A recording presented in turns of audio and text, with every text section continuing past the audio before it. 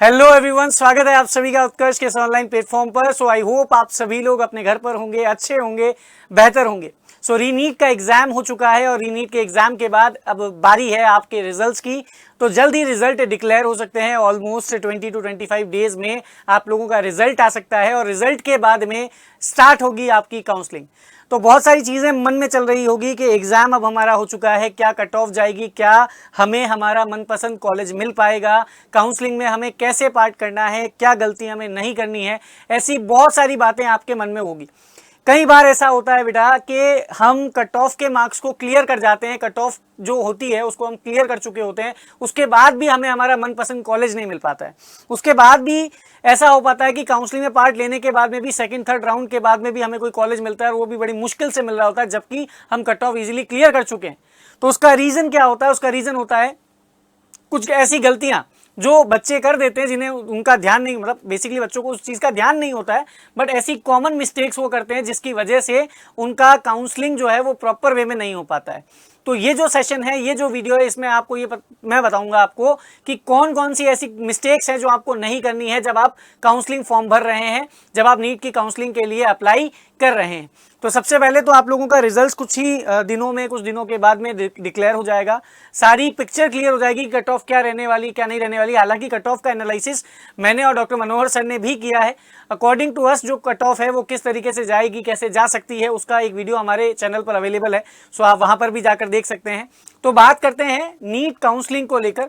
तो बेटा, जब भी मैं काउंसलिंग की बात करता हूं तो काउंसलिंग में दो तरह की काउंसलिंग है। एक ऑल इंडिया कोटा के अकॉर्डिंग होगी और एक स्टेट लेवल पे काउंसलिंग होगी, है ना। हर एक स्टेट की अपने अलग लेवल की काउंसलिंग होगी और एक ऑल इंडिया कोटा के अकॉर्डिंग काउंसलिंग होगी। तो आपको दोनों का ध्यान रखना है कि आप जब चॉइस फिलिंग कर रहे हैं तो आपको ये ध्यान में होना चाहिए कि आप ऑल इंडिया कोटा को रख के काम कर रहे हैं, स्टेट काउंसलिंग को रख के ध्यान में मतलब अप्लाई कर रहे हैं। इस चीज को ध्यान में देना है।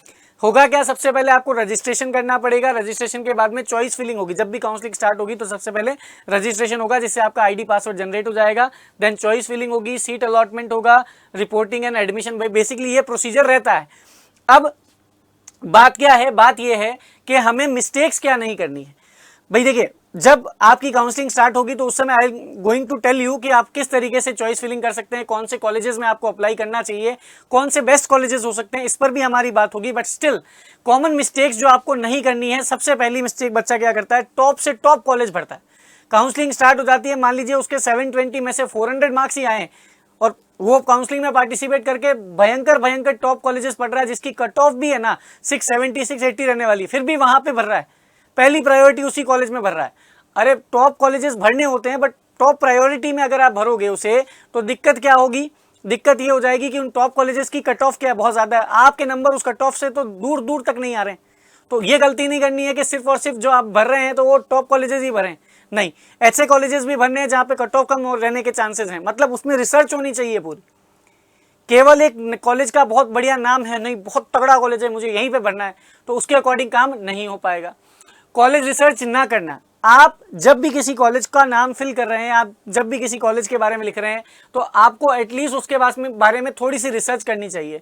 ये कॉलेज क्या है, किस तरीके से, इस कॉलेज की वैल्यू क्या है, अगर मैं इसमें एडमिशन लेता हूं तो आगे का फ्यूचर मेरा क्या रहेगा, यहाँ पढ़ाई कैसी है, कैसी नहीं है, इसमें कट ऑफ क्या रह सकती है एज ए कैटेगरी। अगर मेरी ये कैटेगरी है तो इस कैटेगरी में इसकी लास्ट ईयर क्या कट ऑफ रही थी, इसमें कितनी सीट्स हैं, बात समझ रहे हैं, इसमें रिजर्वेशन कितना है सीट्स को लेकर। तो ये सारी चीजें आपको पता होनी चाहिए जब आप एक कॉलेज में अप्लाई कर रहे हैं।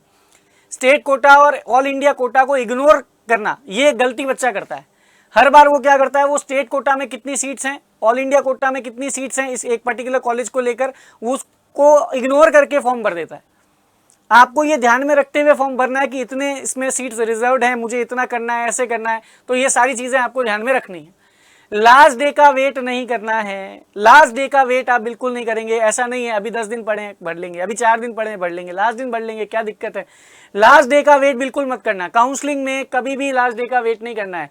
पहले शुरू के 2-4 दिन जब काउंसलिंग स्टार्ट हुई है तो 3-4 दिन 5 दिन भले रिसर्च कर लो कॉलेजेस के बारे में, कॉलेजेस के बारे में रिसर्च कर लो, कितनी मेडिकल सीट्स अवेलेबल है वो रिसर्च कर लो, कोटा के अकॉर्डिंग इसमें कितनी सीट्स आएंगी वो रिसर्च कर लो। बट लास्ट डे का वेट मत करना बेटा, क्योंकि लास्ट डे अगर करोगे तो जल्दबाजी में भरोगे तो जय माता दी, दिखती सी बात है, ये टक टक टक टक टक टक।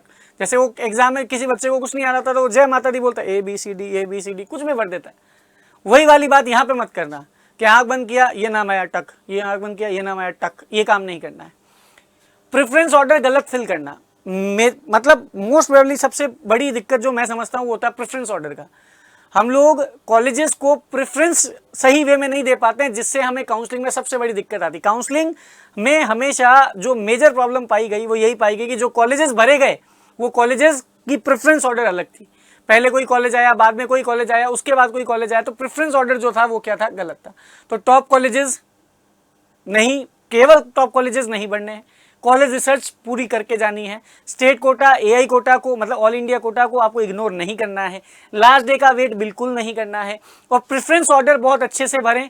इसके लिए एडवाइस लें, अपने टीचर से एडवाइस लें, अपने ब्रदर से, या जो भी आपको गाइड करता है, जो आपका बड़ा है, जिसको इस फील्ड में नॉलेज है, उससे गाइड लें, उसके अकॉर्डिंग प्रेफरेंस ऑर्डर को फिल करें। इसके अलावा अगर मैं बात करता हूं तो जब आप काउंसलिंग भर रहे हैं तो उससे पहले कुछ डॉक्यूमेंट्स आप प्रिपेयर करके रखें कि जब काउंसलिंग स्टार्ट हो तो एक एंड मोमेंट पे आपको उन चीज़ों को संभालना ना पड़े, आपके पास पहले से चीज़ें अवेलेबल हो। आपके पास आपके नीट का एडमिट कार्ड पड़ा रहे, आपके नीट का स्कोर कार्ड पड़ा रहे, आपके पास 10th की मार्कशीट हो, 12th की मार्कशीट हो, ट्रांसफर सर्टिफिकेट TC आपके पास होना चाहिए, कैरेक्टर सर्टिफिकेट आपके पास होना चाहिए। अगर आप SC ST OBC में नॉन क्रीमी लेयर या माइनॉरिटी या फिजिकली हैंडीकैप या किसी भी अदर ऐसी कैटेगरी से बिलोंग करते हैं तो वहां पर आपके पास में आपके कैटेगरी का सर्टिफिकेट होना चाहिए, तब जाके आप वहां पर अप्लाई, मतलब उस कैटेगरी में मान्य होंगे। इसके अलावा डोमिसाइल सर्टिफिकेट आपके पास होना चाहिए, आपके पास में आधार कार्ड होना चाहिए। तो ये सारी चीजें जब आपके पास में अवेलेबल होगी तो you will be able to fill the counselling. ठीक है, तो ये डॉक्यूमेंट्स प्रिपेयर कर लेना। अगर आपने अभी तक अपने कैटेगरी सर्टिफिकेट आपका प्रिपेयर नहीं है तो, या इसको अपडेट करना है तो कर लीजिए। डोमिसाइल सर्टिफिकेट नहीं बनवाया हुआ है तो बनवा लीजिए। आधार कार्ड सबके पास होता है, ये 10th 12th और ये सब मार्कशीट तैयार है। कैरेक्टर सर्टिफिकेट आपको स्कूल से मिल जाएगा, नहीं बना हुआ है तो बनवा लीजिएगा। तो ये सारी चीज़ें आप लोगों के पास होंगी। काउंसलिंग के समय प्रिपेयर रखना भैया, एंड मोमेंट पे बनाने की कोशिश करो कि टाइम लग जाएगा। मान लीजिए कैटेगरी सर्टिफिकेट के लिए अप्लाई किया, आने में 2-3 महीने लगे मान लीजिए, तो दिक्कत हो जाएगी। डोमिसाइल सर्टिफिकेट के लिए अप्लाई किया, हालांकि 10 दिन में आ जाता है, बट स्टिल अगर मान लीजिए नहीं आया तो ऐसी बहुत सारे कॉन्सिक्वेंसेज हो सकते हैं। तो इन कॉन्सिक्वेंसेज से आपको बचना है। तो ये वो सारी चीज़ें हैं जो आपको ध्यान में रखनी है जब आप नीट के लिए काउंसलिंग कर रहे हैं। ऐसे ही और भी वीडियोस हम लेकर आएंगे जिसमें हम आपको टॉप कॉलेजेस के बारे में बताएंगे, कॉलेजेस की कट ऑफ के बारे में बताएंगे कि कहाँ आपको अप्लाई करना चाहिए, कैसे आपको अप्लाई करना चाहिए। सो आई होप ये वीडियो आपके लिए हेल्पफुल होगी। जो मिस्टेक्स मैंने आपको बताई है वो मिस्टेक्स आप लोगों को नहीं करनी है। जल्दी आपका रिजल्ट डिक्लेयर होगा, उस समय भी हम लोग इस पर डिस्कशन जरूर करेंगे। तब तक के लिए thank you so much, take care.